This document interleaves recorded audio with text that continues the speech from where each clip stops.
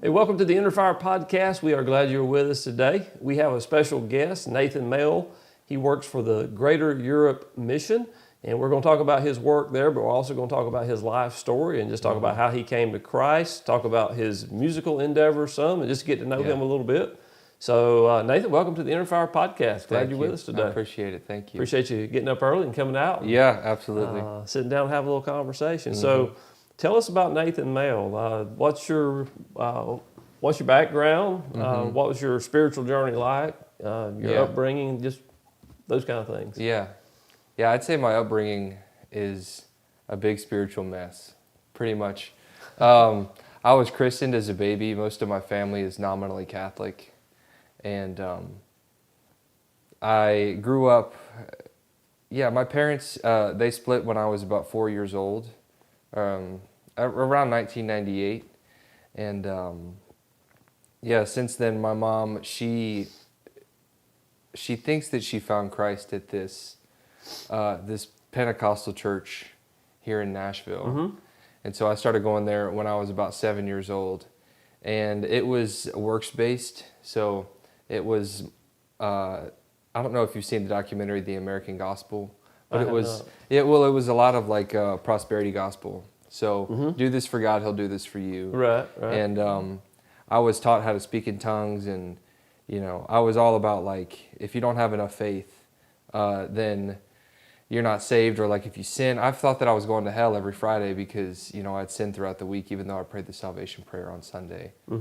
And so, meanwhile, my dad lived on the other side of town, and he was going to a Baptist church, and so he found Christ at a Baptist church. But before that, he was going to a Catholic Mass. So I remember growing up going to Catholic Mass on Christmas, and but he like legitimately found Christ.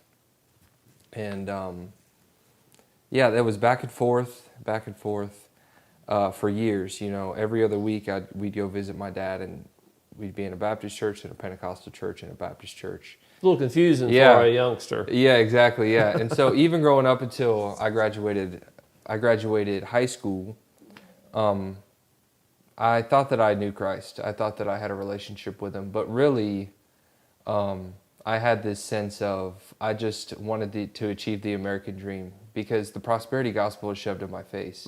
You do this for God, He'll do this for you. Have enough faith, you can achieve whatever you want. And then I went to Church of God, a Church of God university, which is just a different dynamic spiritually, I guess. It's like a traditional Pentecostal background, I guess, but some of the theology and the things that they believe I don't agree with. And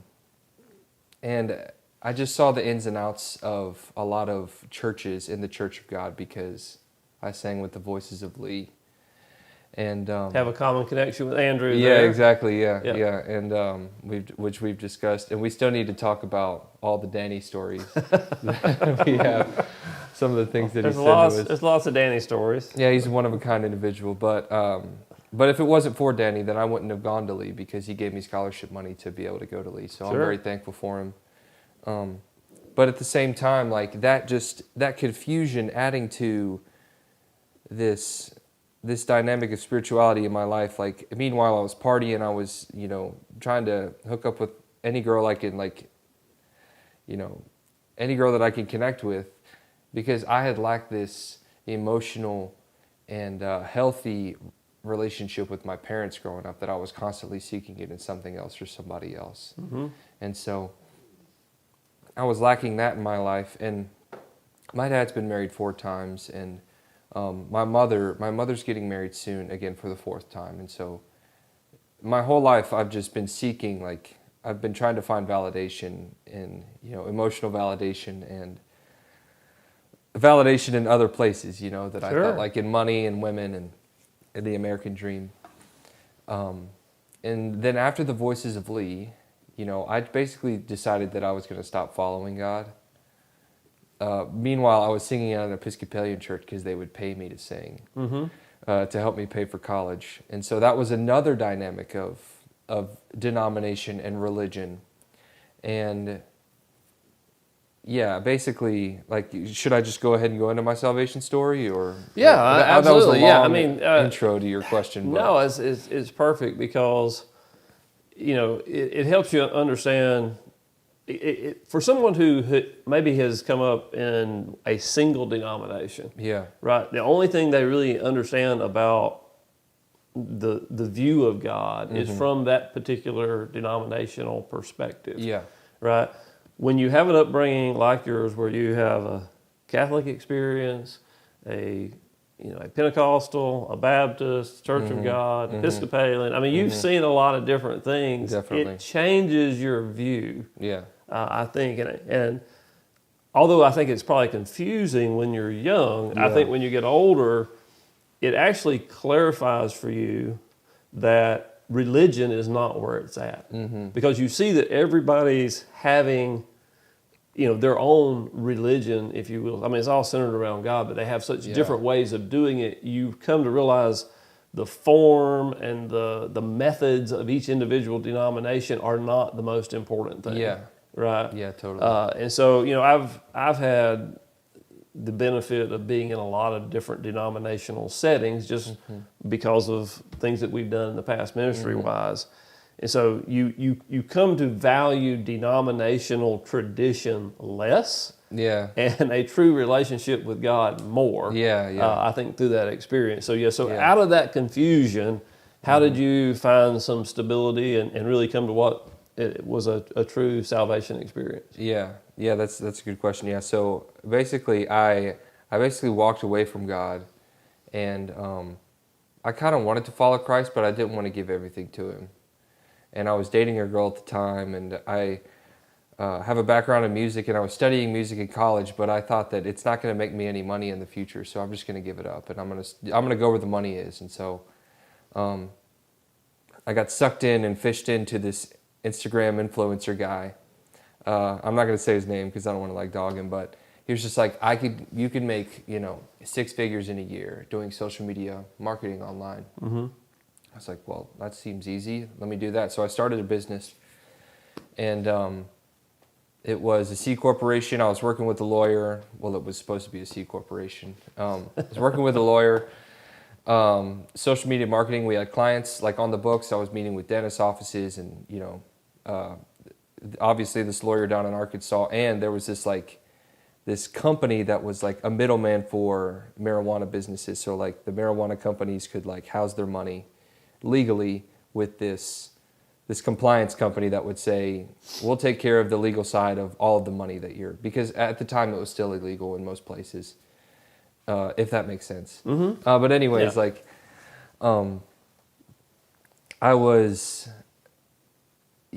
the summer of 2017, and all of a sudden the girl that I thought that I loved, that just gave me all the sexual fulfillment that I had ever wanted, and all of the I guess all of the fantasies that I thought I had in my mind about who I wanted my spouse to be. She fulfilled that, and so she was an idol for me big time. And but at the same time, I was growing lukewarm, more and more lukewarm in my relationship with Christ as we were dating. And basically out of nowhere, she broke up with me, and then 2 weeks later, my business partner was like, yeah, I don't think this is working out. And then a month later, the lawyer that I was working with that was processing all my paperwork died. Oh, wow. He had a heart attack in his sleep. And so I was left with nothing. And then, but it's so crazy. 2 days before my girlfriend broke up with me, I was offered this worship leader position at a church. And the pastor didn't even know that I was saved yet. And so it's kind of scary. Yeah. But he knew that I was a musician, and sometimes churches are so desperate for musicians, they just, But this was the guy.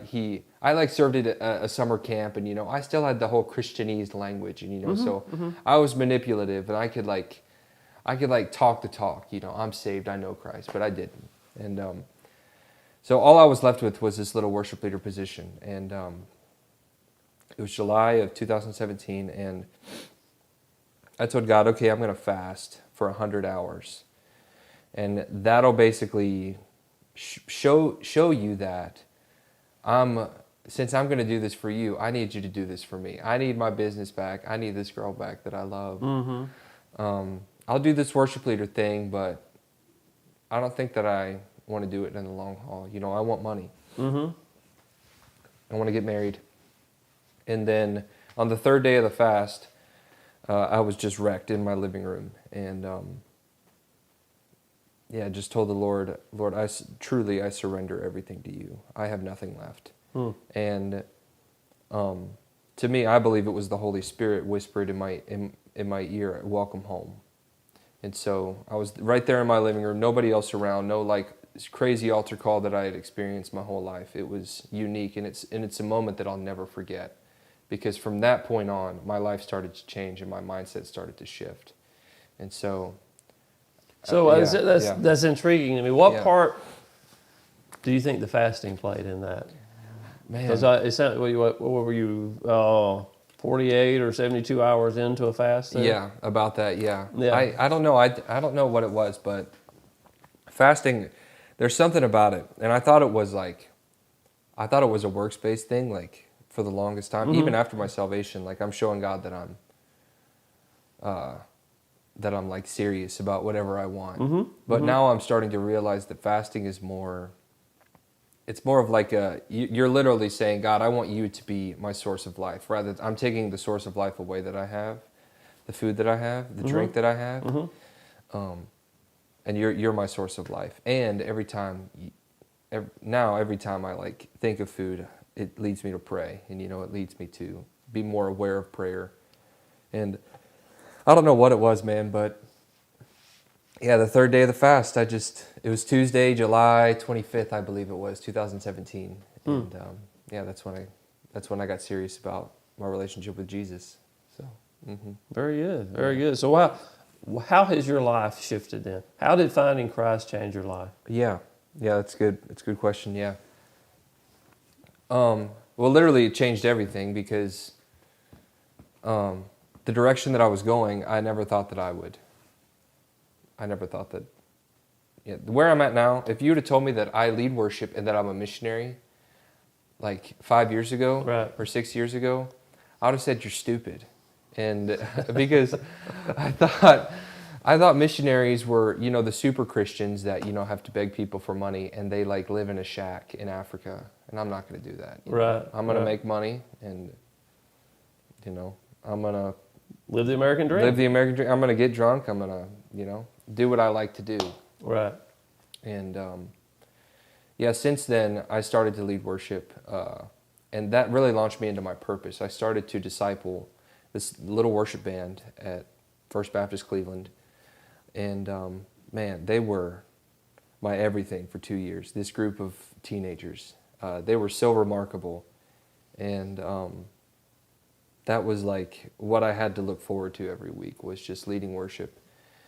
And on that, you know, that journey of Christ, like this new journey with Christ, it started to tear down walls of false theology that have been built up for decades in my life. And it's been a slow process. But from 2017, I was faithful to this church, 2017, 2018. And then 2019, I met a guy who's my boss now in a Chick-fil-A in Cleveland, Tennessee. And that led me to the mission field. But I started to read the Bible when I It's always a saved. good thing to do. Yeah. I started in the Psalms. It's amazing how many Christians don't do that. Yeah. I actually started to read the Bible. And I started in the Psalms, and still had never read the whole Bible my whole life. Never really dove into the Old Testament. Because to me, I never understood how it's like a different God to me. I have a different belief now, but I read a book called Gentle and Lowly that changed my perspective on that. But I was like, man, Jesus and the Old Testament God are like... Seemed like you couldn't put the two together. At odds, yeah. And but it's just not true. And so yeah, I began to read the Bible, and I started to see the narrative of God going to the nations. And I started to really dive into what biblical worship looked like, because this was my purpose. I'm going to do it. I'm going to go all in. And I started to look at like what the tabernacle looked like with David, and I started to watch the Bible Project videos because it was really hard. It was really hard for me to read and like stay engulfed in Scripture. Yep. So when I saw the pictures with the Bible Project, it really helped me. And I think Tim Mackey's great. I mean, the dude's fluent in Hebrew, so like, I think he's a pretty trustworthy source. But yeah, so it changed my whole life. Like, but still, there was this desire to get famous with my music, even though I was leading worship at a church. Still human. Yeah. Still desire, because I wasn't making anything. It was part-time hours, part-time pay, full-time hours at the church. And man, it changed everything. So I was just faithful with where I was at. I recorded an album with the student band that was there. And then I met the guy in Chick-fil-A. And that's a cool story about, like, I feel like I'm talking too much. So no, that's fine. I'll interrupt you if you get to talking too much. So you met the guy at Chick-fil-A. Yeah. And so you were leading the worship band. You met the guy at Chick-fil-A. How did that? I mean, how long did it take for that relationship to evolve into you working for him? Yeah. As part of Greater Europe Mission. Yeah. So rewind back to 2017 after I found Christ. I was in my living room. I think it was September of 2017. And I was asking the Lord, okay, Lord, I'm like serious about my relationship with you now. You've provided this opportunity for worship. And I'm reading the narrative of Scripture. It says, like, it's your heart to redeem the nations. Where should I go? And so I thought in my mind, Lord, is it France? Because I took 4 years of French. And I speak the language more now, but I just took 4 years of French out of the blue in high school because I thought it was cool and Paris sounded cool.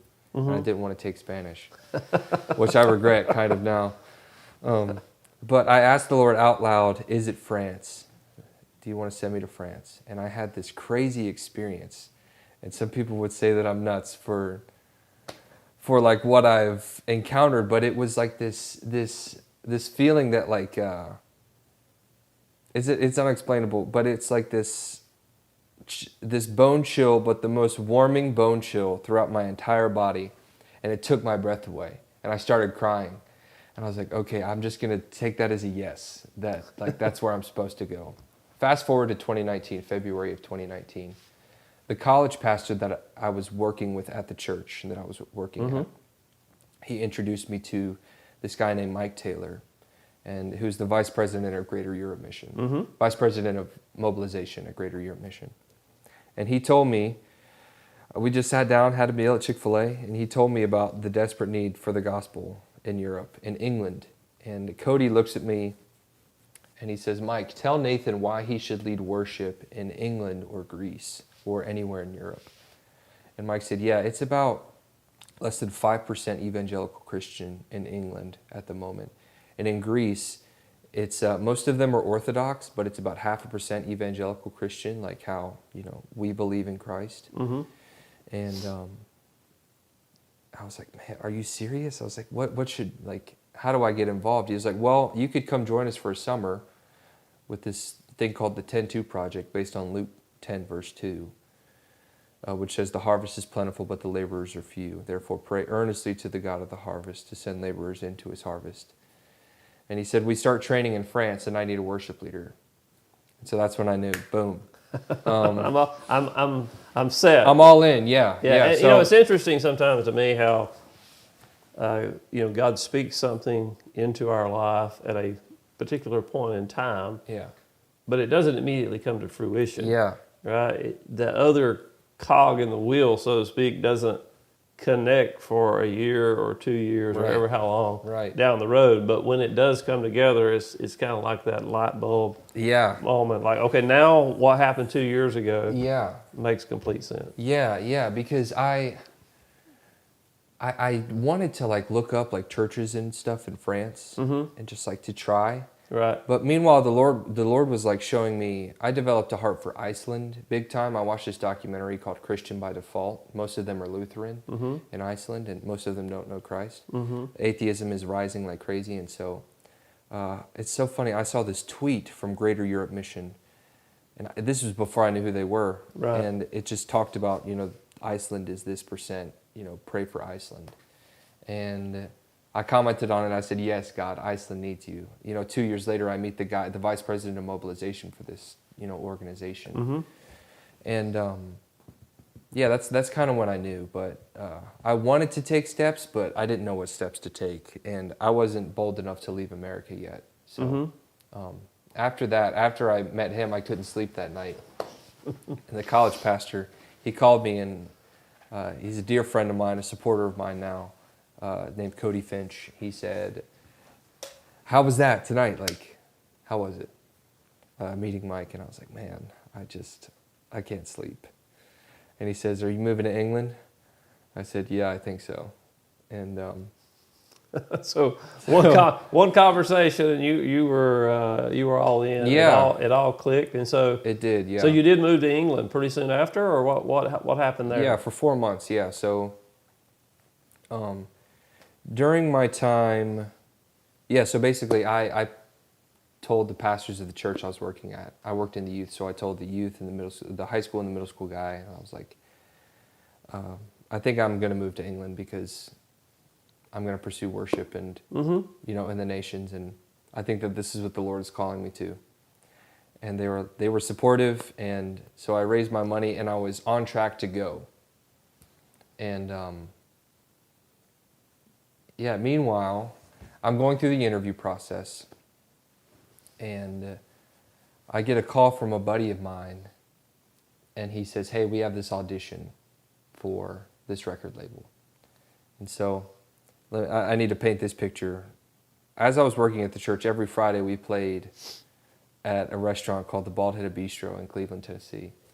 And so we were the Bistro Boys, but this is what brought income in, as I was working at the church. It was a consistent gig.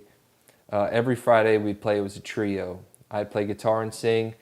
My buddy Jordan would play saxophone and sing. My buddy Jay would play keys, and he would sing sometimes.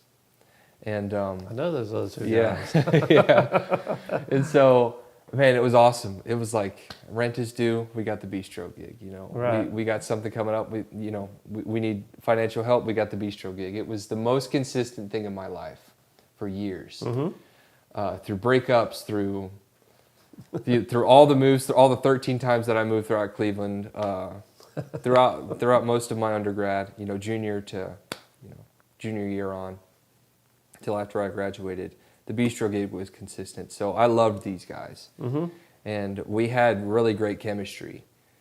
And it was after the third interview that I had for UK USA Ministries, Greater Europe Ministries, Greater Europe Mission. It was after the third interview I get a call from Jordan, and it's about March of 2019 at this point. So I'm getting ready to move because I'm planning on moving early May. And Jordan says, we have this interview, or not this interview, this audition for a new record label from this label called Red Street Records. It's a new label that Jay DeMarcus has started. And Jay DeMarcus is bass player of Rascal Flatts, producer, Grammy-winning artist. Right. And so I was like, oh my gosh, like this is the opportunity of a lifetime. And what do I do now, Lord?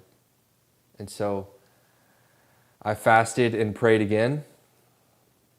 And I was on a walk on the Greenway in Cleveland, and basically I think it was day 2 or something of my fast, and the Lord said, do what you want, I just want you to be faithful. I was like, wow. That's not the answer I was looking for. I wanted you to tell me what to do. And so right now the Lord's like, it seems like He's given me a choice, but just to be faithful to Him. And I always want to test stuff to Scripture that I believe that I hear from the Spirit, and I see that the Lord does give. Jesus gave plenty of people a choice to follow Him, and some people said no, some people said yes, and so I just took that and I said, okay, I'm going to go pursue this label, but I still have this summer commitment to the 10-2 project. I told Mike that I was going to lead worship. I told Jay, in the audition, Jay DeMarcus, and the guys. The guys knew about it, and I was like, listen, I've got this commitment to Europe. I'm all in, but like, I'm going to go on mission first. Right. 'Cause this is what the Lord has called me to. And so, yeah, basically, I told the guys that, you know, I'm going to do this. And so I went and... Well, how'd the audition go? I mean, did you get selected or did you... Well, we kind of bombed the first one, but then we destroyed the second one. It was awesome. Like, it was great. Like, the first one wasn't very good because we played a Zach Brown band tune, and Jay looks at us and he goes, "Do you know any Flats tunes? Like Rascal Flats?" And we were like, "No." And he was like, "Come on, guys." And so we were kind of embarrassed about that, but we did okay. But the second audition, we went in there and we rocked it, man. It was really great, and we were excited about the future. And so I told them I'm going to come back and I'll sign. You know, we'll all sign together. Right, right. But then I went on mission, and my heart was just completely ripped out of my chest, and I saw the brokenness of like, and the need for just laborers to specific parts of Europe that I was in. So I went to Sunderland, England, which is on the northeast shore, and man, it's so lost and so broken and so dark. Suicide there is crazy. Suicide rate there is crazy high. The church that I was working at was using YouTube videos for worship, and yeah, man, I thought that I was going to go in and change the world and change everything about Sunderland because Christ says that you are the light of the world. You're the salt of the earth. But man, the Lord changed me completely. And so I come back from that summer just with a whole new perspective of mission. And I'm just like, God, what do I do now? Because I had to move back in with my dad. And so I went from this mountaintop experience to like, I'm moving back in with my dad as a 25-year-old. I don't have a job. I have nothing for me, except for this record label. So it better be worthwhile.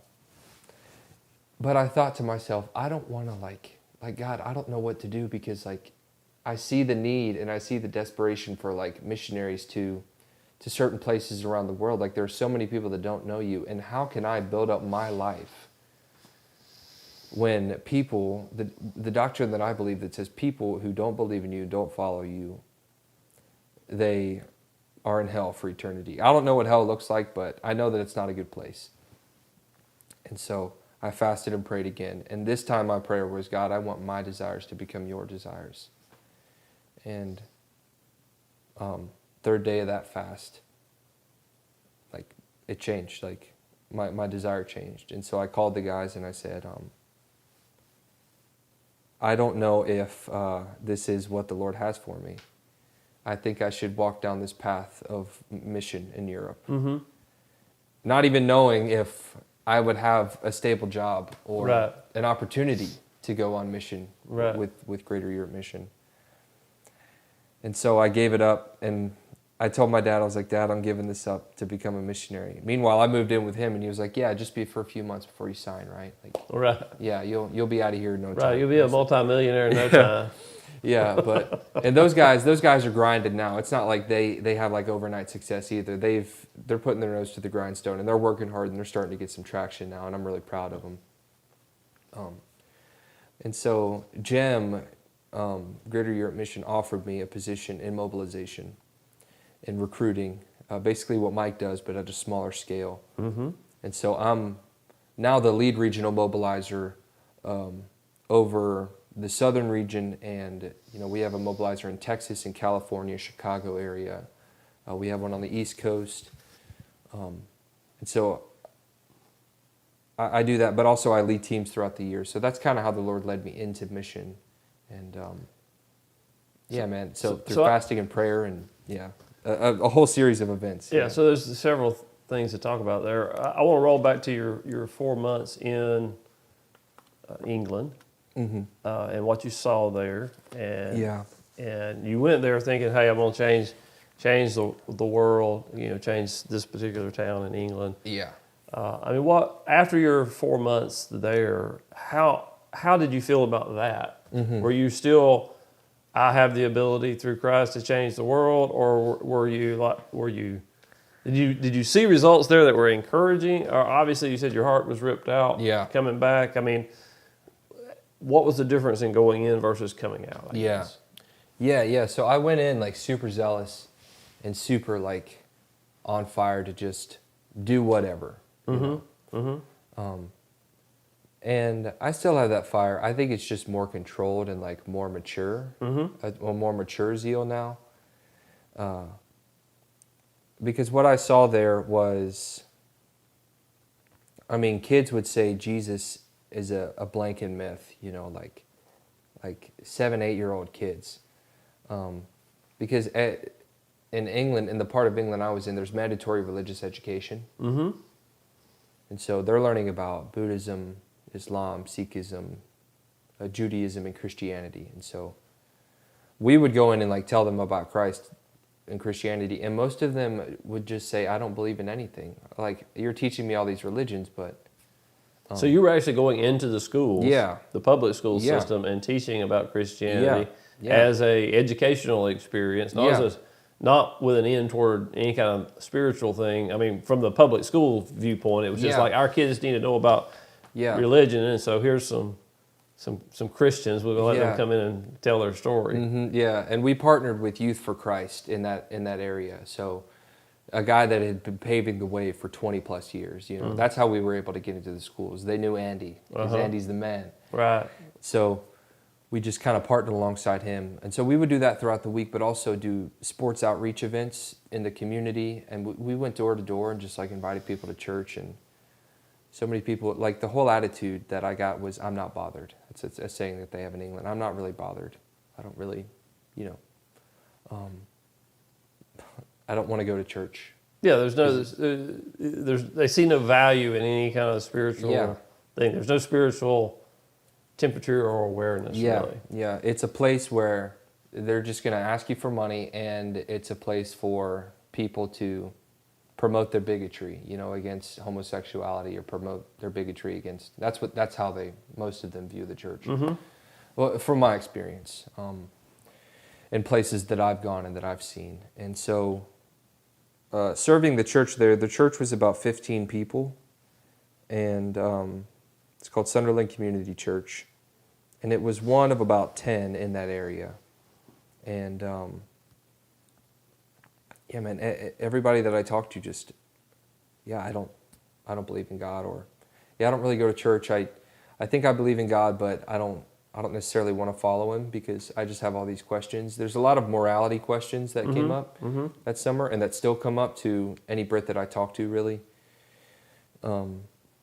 So yeah, I saw that, but also just saw the opportunity for this life of mission. That was the first time that I'd like gone to Europe, and it's a beautiful place, like, but I related because like I sat in church my whole life where I was a reached people group, because the Church of England is huge, it's massive. And then there's these beautiful cathedrals all over Europe, but they're empty on Sundays, or they're filled with a false theology of a works-based theology. That's an interesting. I mean, did you connect with them? I mean, your experience growing up that was so diverse and so confusing. Yeah.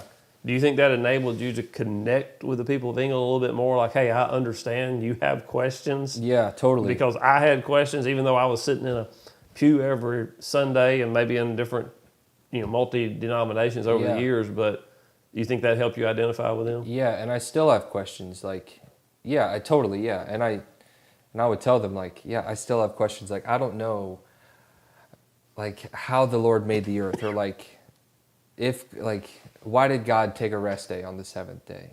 To explain that to an immature non-believer, some of them just say it's just rubbish. It's ridiculous. But granted, we had some kids that summer say, I want to follow Christ. Like, last night I pictured Jesus in my room, and I asked him to be my friend, and he said yes. And so I don't know what that means, but I'd love to have a Bible and start reading it. And so we gave Bibles away, and we prayed for kids, and some kids would say, yes, I believe, and I'm looking for more answers. And so we would lead them to the local church. What's the church dynamic there like from a standpoint of if somebody were to come into a church there, so say one of these kids that says, yeah, I want to be a Christ follower, and you connect them with a church, is the church there such that they're getting the help that they need in that church? Is there true discipleship happening inside those small churches? Yeah, I really hope so. I mean, from what I've seen in most places, yes, because there is more of a community aspect that I've seen. I haven't lived there for longer than 6 months in my life, so I can't really gauge on like what if they're like actually like consistently following up with people. I could read stories about like life change and stuff, but I could think of a few relationships or a few like circumstances of some friends that I have from Sunderland who say, yeah, I didn't know Christ. I texted this guy and he's been meeting with me and like walking with me through the Bible for the last 3 or 4 years. And so I'd say yes. And it's more like we say this in GEM, the gospel moves at the speed of relationship. That's just what we're seeing throughout Europe, is because this idea of the American model that I was taught was you behave or you believe, then you behave, then you belong. So you believe in Christ, yep, now you start behaving, and then you can belong to our community. But what I've seen in Europe is belong first. You belong, then you believe, then, behavior comes after that. That's just what we've seen. So it's belong first, it's relationship based, and which is really difficult and really messy. But man, that's what Jesus tells us to do, to make disciples. And yeah. Well, I think I turned on your 10-2 podcast a little bit earlier, just trying to get a feel for what you're doing with the mission stuff and with the podcast. And one of the ones that I just listened to just a snippet of was with you and Mike Taylor talking about America headed toward a post-Christian culture, which already exists in Europe, and about what that looks like. And I do think historically here in the U.S., I mean, I think I can speak to this because I've been in the U.S. church my whole life. I've served in various roles. Inevitably, what happens? I mean, the way evangelism happens in the U.S. is somebody runs into somebody and they say, "Do you go to church?" And they're like, "No, I don't go. I don't do church." And they're like, "Well, you need to come to church. Be there Sunday at 10 a.m." Right? Yeah. And that is the extent of evangelism. Yeah. Right? We invite people to church. Yeah. And the expectation is that they're going to come to church, they're going to hear a sermon, they're going to get maybe in touch with the pastor, and the pastor, if evangelism happens, it's probably going to be the pastor, maybe another staff member that tells them about Christ, and there's no responsibility of the people in the pew to actually go out and engage people on a spiritual level, and build those relationships and connect with them in a real way. We go to work, we know about people's wives and kids and their hobbies and that kind of stuff, but we don't connect with them on a spiritual level. And so I'm interested. In the podcast you were talking about the U.S. kind of sliding toward the European way of a post-Christian culture, which is, to me, if you look around, that's pretty obvious, right? That that's where we're headed. What does the church in the U.S. need to do to get in front of that?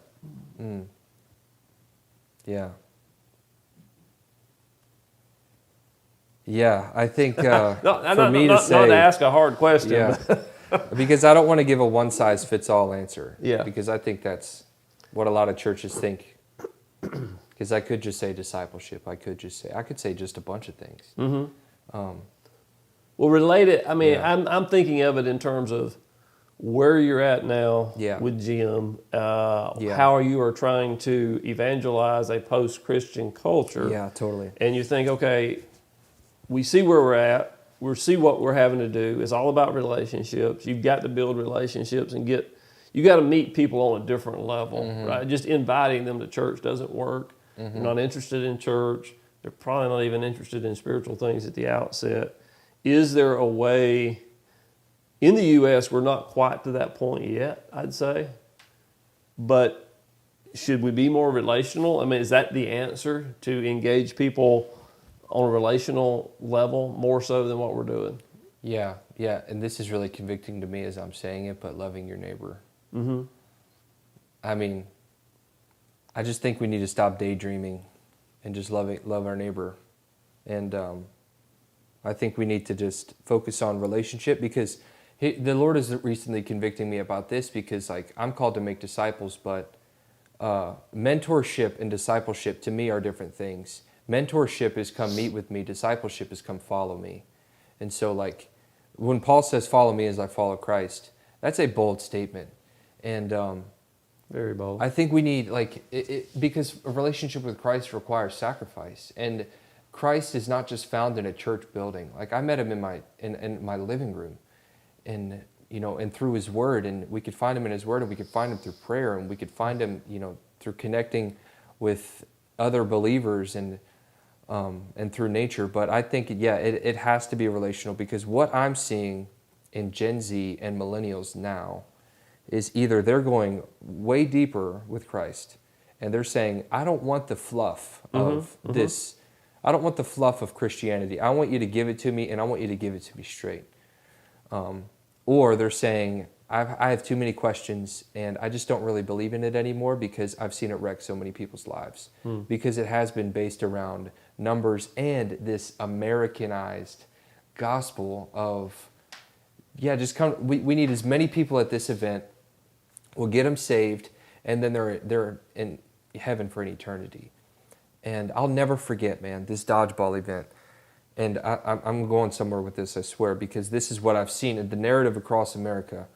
There was this dodgeball event, and churches do it. It's super popular now in the fall. Churches come and host a dodgeball event at their church, invite high school kids or whatever. This guy got up in front of these students and said, I knew a kid who followed Christ, he died, and he went to heaven. Where are you going to go when you die? Pray this simple prayer, and you'll go to heaven. In a nutshell. No mention of Christ or the gospel, of breaking down what he has done for us and how this is achievable. And or why they even need it, Yeah, exactly. So 350 kids that night filled out a white card that said, I'm saved. And there was zero follow-up. And so it's just like, and I just think of the scripture where Jesus says, anyone who causes these little ones to go astray, it's better for them to have a noose tied around their neck and cast into the sea than what's going to happen to them. And so I'm just thinking, I don't want to be the guy that's leading people astray because of this, of just getting them to heaven. Because the truth is, heaven is great, but I need help today. I need help on this earth now. And absolutely. This relationship with Christ is a daily walk. It's not just a one and done thing. And I think that's what we're preaching it. Well, I say us, but I think that's just what I'm seeing in a lot of churches is, come meet Christ at church. Continue to pursue your dream or whatever you want, and don't really sacrifice much. Give me 10%, give the church 10%, and you'll be good. But also I'm on the opposite side of I think there's value to living a quiet life where you are loving your family, you're serving your family, you're making disciples, you're serving the church, and you are loving your neighbor. I think there's value in both, but that requires sacrifice too, because we need the people who say, I'm going to give up everything and I'm going to go to the nations, but we also need senders. We need people to pray. We need people to stay faithful to where the Lord has called them to. And so, everyone, I mean, the experience you had where you felt very compelled to go to Europe, not everyone's called to that. And one thing that we're trying to do in our ministry is help people recognize, we're all called to ministry, right? Totally. And so we don't have to have the title of pastor or missionary. Absolutely. Or whatever. We're all called to ministry, and we're not all going to be full-time in ministry. Yeah, right? There's no imaginary line between the ordinary person and the minister, or this super Christian, this missionary, and then the ordinary Christian here. Yeah, we tend to put pastors on pedestals. We tend to think they have some magic wand that they can wave over people or Yeah. something but it's the gospel. And we all, if we've met Christ, then we should have experienced a transformational experience in our own life. Absolutely. That we can share with other people. And that's what people really want to know. To me, it's not, okay, having a great pastor who preaches great sermons, all that's great. It's motivating, it's convicting at times. But I think what people today want to know is, what about the church body? Mm-hmm. Are they serious about Christ? What are they doing? What does their life look like? And so we all have that responsibility. And what I don't want people to think is just because I want to follow Christ doesn't mean I'm necessarily going to be a missionary. Right? Now, some are. Totally. And some people are going to have that experience, and we're going to talk about that here at some point. But, some people should give up their record deal and give up their local job, and they should move to England, or they should move to France or Greece or wherever, and they should serve there. But at the same time, those who are not called to that need to be serving their next door neighbor. Exactly. Right? Totally. We can't, if we say I'm not going to Europe, okay, fine, go to your next door neighbor. Yeah, go somewhere. Just do something. Just don't. Yeah, is it good news to you? Is it worth sharing? Because if it's not, then it's not. If it's not good news to you, then that's probably not why you're sharing it. And if you're bored with your faith, you're probably not taking risks. And so I think that's what Christ is calling us to, is doing stepping out in faith and just doing something. And it's not a works-based gospel. It's just like saying, faith without works is dead. Mm-hmm. So we have our faith, but out of that faith, we should believe, if we're truly transformed, that this is good news. We should want to do something, and we should want to see the world change. Because I'm not trying to colonize. I'm not trying to get people to just believe what I believe. I just want to share Christ with them, and with hope that it leads them to life change. And if that's what we're doing to our neighbor, if they reject it, then that's fine. But you could still pursue a friendship with them, or whatever the Lord wants you to do. Sometimes He doesn't want you to do that. I don't know what the Lord is telling you to do, but I just know what the narrative of love your neighbor, make disciples. Just pursue the Great Commission across the street and around the world. Mm-hmm. I think that's the mission of the church. And the early church, it was a gathering of believers to encourage one another to go do these things. Right. It wasn't a place of come and experience God here. It was, no, let's come and encourage each other, pray for one another, edify each other, and then we'll go out and we'll be the church to our community. Mm-hmm. Yeah, absolutely. I think church, unfortunately, has become an end of its own, right? I mean, it's I'm going to church. It's Sunday morning. I'm going to church, and it's not accomplishing what we really want it to. Yeah. Which, in times past, I have gotten a little disillusioned with that in the church myself, even though I've been in the church and I've been a pastor. I get, I'll be honest, part of why I got disillusioned as a pastor is I felt like people just wanted to come to church. They wanted to check that box. Mm-hmm. And if I preached a good sermon, that was a great sermon, but it didn't impact how they lived their life. That's not really why they were there. Yeah. They didn't want to hear that sermon so that they could go out and do something different next week. Yeah. They just wanted to feel good that day. Yeah. That can be a little,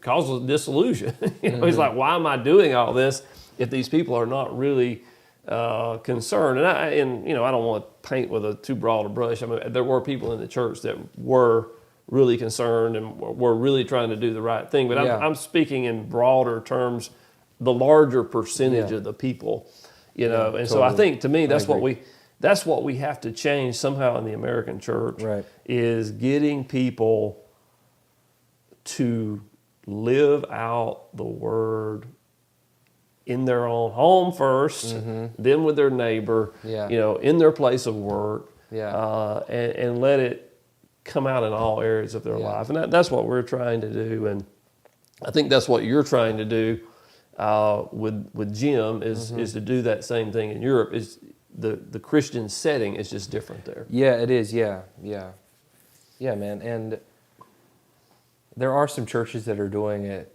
really well here in the States. Churches that are sending, churches that are making disciples, churches that are encouraging, Yes. serving their community. And I think that there is change happening. We're just not seeing it on, we're not seeing it televised, or we're not seeing it in the masses. Right. Because I think a lot of like churches who are trying to reach like Gen Z and millennials, they're trying to match the noise level of the culture. But I think true deep spirituality, I think there's a lot going on behind closed doors where people are actually, growing deeper with Christ. And I think we're going to see a movement of that. I think we're going to see way more people fall away, but way more people go in depth with Christ. So I'm encouraged by that, but also like kind of terrified by that because of the formation of culture and just the shift of, people who don't follow Christ, some of the decisions that they make, the moral issues and stuff like that. Yeah. Mm-hmm. Well, there's a little bit of a, it's a complex issue from the standpoint of you have to be careful when you're freelancing, so to speak. If everything gets too individualistic and you're not coming together as a church, you can lose the solid foundation of sound theology. Yeah, totally. And, those kind of things. Iron sharpening iron, yeah. Yeah. And so, but if you run too far to that, then you lose that individual connection, right? Yeah. And so there's a balance to be struck there. And it really should be, I think, kind of the New Testament model. But so anyway, let's talk a little bit about Greater Europe Mission. Yeah. What your specific job is there, Yeah. what you're doing throughout Europe, and just tell us a little bit about what's going on, what your results are, and kind of what some of the challenges are. Yeah. So Greater Europe Mission is an organization. We're in about 26 countries at the moment out of the 44 to 46 of Europe, so about half, with about 500 missionaries full-time on the field at the moment. And it was founded in 1949 after World War II. Our founder was a naval chaplain in the American Army, and or not the American Army, the American Navy, a naval chaplain. He was hit by a landmine, and as he was traveling throughout France, and as he was recovering, the Lord really broke his heart for the French people, and so he started the European Bible Institute to basically disciple and train, Europeans in France. And so that sparked into Greater Europe Mission in the 70s, because we were in the Greater Europe area in Northern Africa into Eurasia. And since then, our mission is reach Europe by multiplying disciples and growing Christ Church. And so it is very relationship-based because Europe is very relationship-driven. It's a completely different culture than America. And so my job is basically to recruit, disciple, mentor, and send. Disciple/mentor. Like I told you earlier, the Lord's kind of convicted me of that, that term. But recruit, mentor, send, and really like train up people and help them get through the process. So I go to different college campuses, go to different churches, partner with different churches and individuals to say, this is the need, this is why we go. Europe is a mission field, because a lot of people think, Asia, Africa, South America, because of the humanitarian need. Granted, we need missionaries there, totally. But I'm also trying to make people aware of the spiritual darkness of Europe. It's so post-Christian, it's almost pre-Christian in most places. It's about 2% evangelical, according to the Joshua Project, Operation World. The International Mission Board says 1%. I think they have higher standards for, Bible belief. I don't know what their standards are, but gotta be a better Christian and check that box. Yeah. So it doesn't really matter whether it's 1% or 2%. It's a very low percentage. Yeah. When you say it's almost pre-Christian, what do you mean by that? Yeah. So it's almost, so you have the First World War and the Second World War, right? And then that leads into communism in a lot of these places. And so they were basically forced to have no religion for decades, some of these places. Right. And the cathedrals now are places for tourism.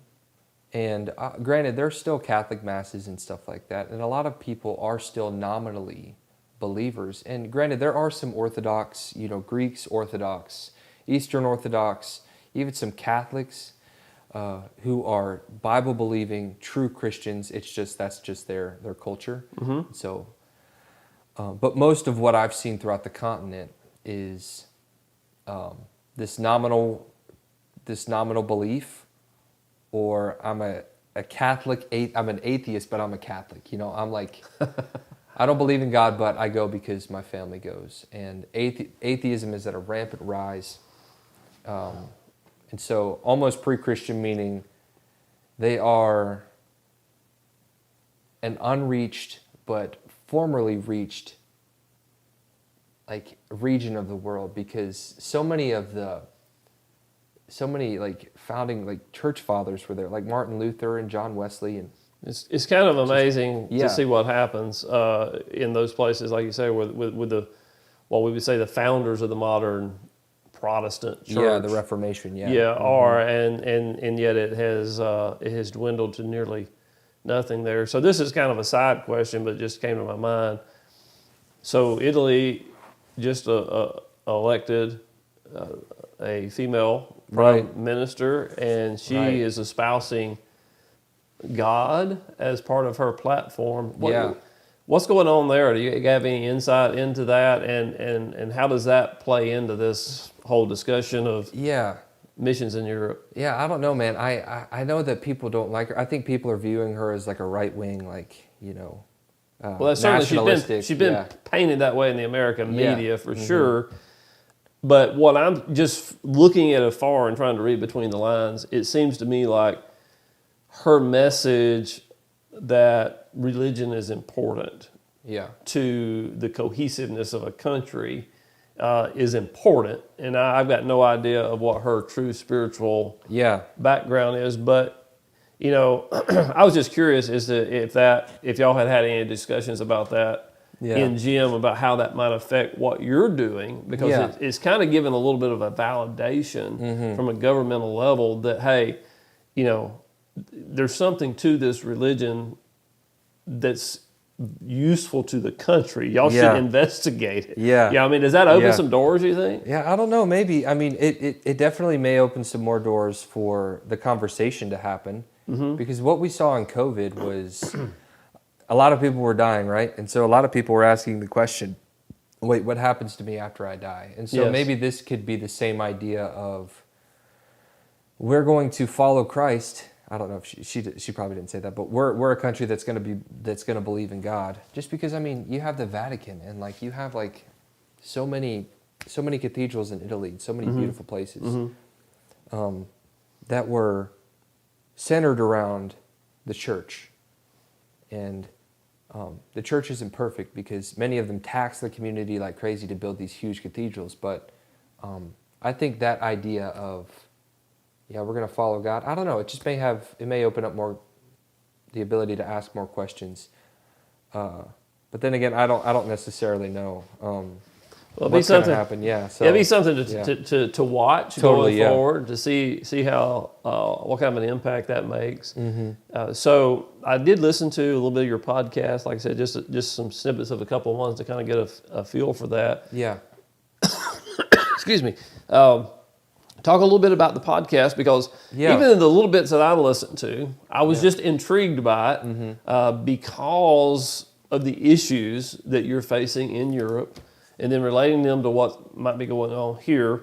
Tell us a little bit about the podcast, how people can find it, and kind of what you're discussing on there, and how it might be relative to the Christian life here in the U.S. Yeah. So right now it's called the 10-2 Project Podcast, and so basically it started during COVID when I had to ask the question with my job: how do I mobilize and recruit people without being in front of them? Right.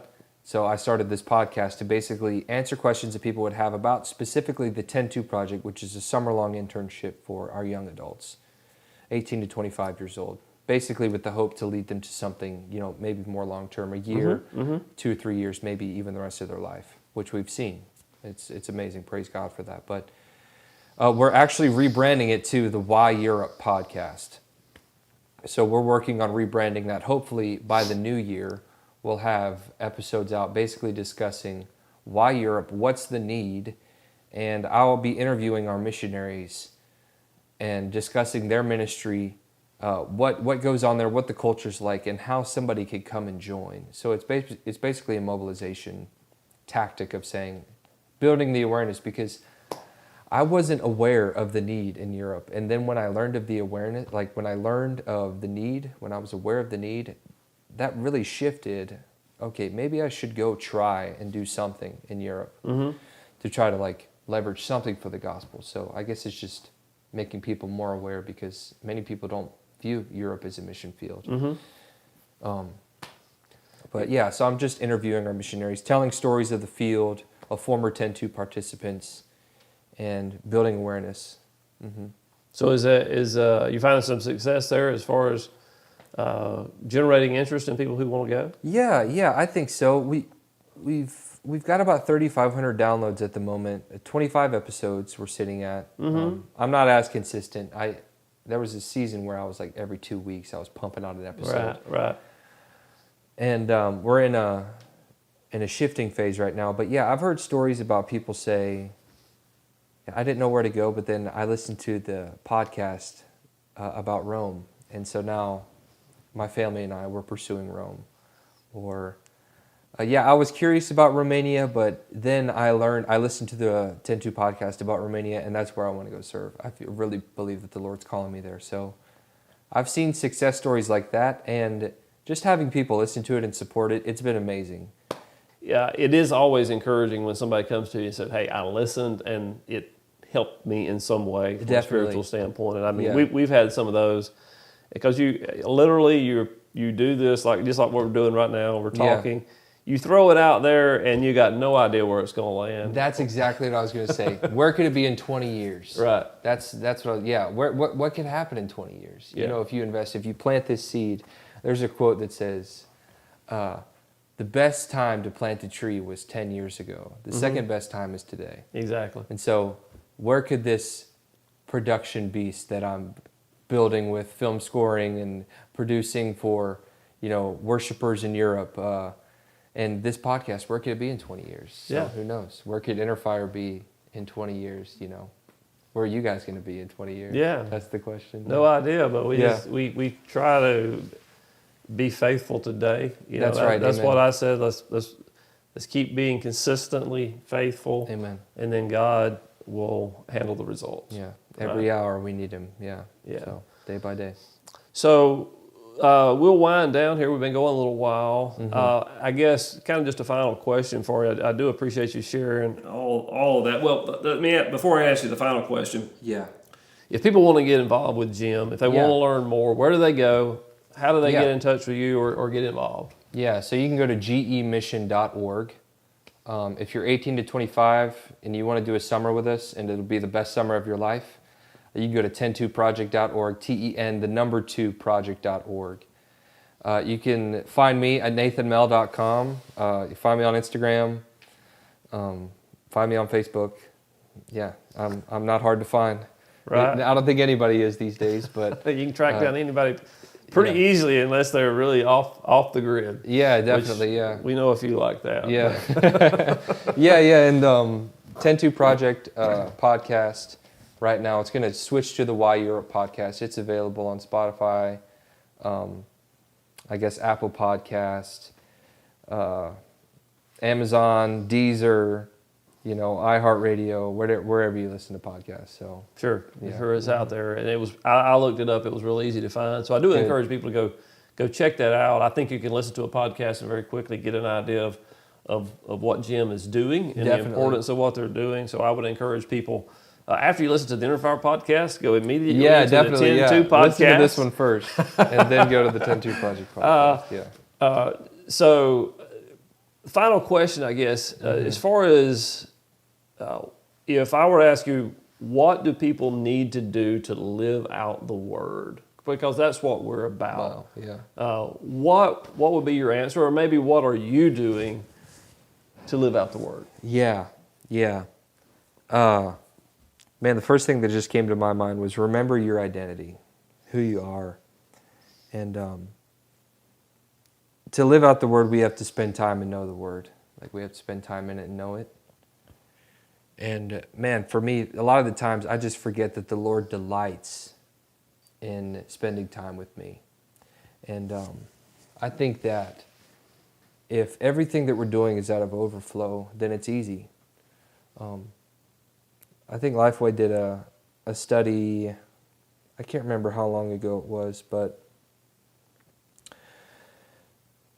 the statistics on people who just read the Bible at least 4 times a week, they were 200 times more likely to share their faith just by getting in the Word 4 times a week as a discipline, as a spiritual discipline. And some weeks I do that, some weeks I don't. I connect with the Lord in a bunch of different ways, and I struggle to find consistency in reading Scripture. Sometimes I'll listen to it, but I think to live out the Word, just, dive into it, pray, fast, but also remember who you are. Remember that you're a son or daughter of Christ, and that anything that we give up is worth everything. To live is Christ, to die is gain. If we really believe that, then anything that we do is worthy in His eyes, I believe. So, but we've got to know who He is. Mm-hmm. Yeah, definitely got to get in the Word to live out the Word. Yeah. The statistic that I saw in our Sunday school literature yesterday, 32% of people read their Bible regularly. Mm-hmm. Those are people who are attending church. Mm-hmm. So that means almost 70% do not. Mm-hmm. So you know, the question that came out of our Sunday school yesterday was, we claim as Christians, as the American church, to believe the Word of God, for it's the authority for our life. But is that really true if we're not reading it? Yeah. If we can't tell people what it says. And so, yes, it's a challenge to all of us. Get in the Word first to be able to live out the Word. Yeah, and that's a big task, because if you don't know where to start, I would start in the Gospels. My favorite Gospel is the Gospel of Mark. It's 16 chapters, and it's awesome. Jesus he's so fierce in that one. I love it. But the Gospel of John's great too. We translate the Gospel of John. There's a cafe. A couple of our missionaries have a cafe in Spain, and they see people from all over the world come into their cafe who don't know Christ, and they have the Gospel of John in about 45 different languages. And so I think that speaks volume to just who Christ is, what He's done for us, and just tells the story of, the redemption of the earth right there. And you could always cross-reference from the book of John or from any gospel. So start there, start small, and really read it and digest it. These Bible reading plans, just throw it out the window if you need to, because if I just race through the Bible, then I don't really grasp it. It took me 2 years to read the Bible all the way through. I just finished it this year. Yeah, and I think people need to understand that when you're reading the Bible, you should not read it as you read another book. Yeah. You should read it from the standpoint of, this is the Word of God. Yeah. This is like God talking to me, right? What has God got to say to me today out of this? And I mean, it's very easy, to just fall into that routine of, hey, I'm going to read this chapter, I'm going to read through the book of John or whatever. And we're just reading for informational purposes. We're not reading to allow the Word to transform us, right? And to really understand what it's saying to us. Yeah. Another thing we were discussing yesterday is oftentimes people read the Bible in hopes of reinforcing what they already believe. Totally, yeah. And they read it through that filter of what they already believe, rather than saying, okay, I'm going to act like I don't believe anything. What's this word saying to Right. me? And if we do that, we're going to run us across some things that challenge us, that then cause us to really dig in deeper to ground our theology. Yeah. God, what do you want from this time together? Like, what do you, teach me what you're saying. What do I need to know? What do I need to know? Who are you? I want you to know me, and I want to know you. Yeah. So, very good. Yeah. From the overflow, and then the rest will come, and we'll go through seasons, of the ups and downs. But the Lord is with us always. That's what He said. So, believe that He's with you. Remember your identity. Yeah. Very good. Yeah. Well, Nathan, we appreciate you joining us on the Innerfire podcast, and if you've enjoyed the conversation today, we ask you to give us a 5-star rating, and more importantly than that, share the podcast with somebody. If you were encouraged, hopefully they will be also. So thanks for joining us, and until we meet again, God bless. Yeah.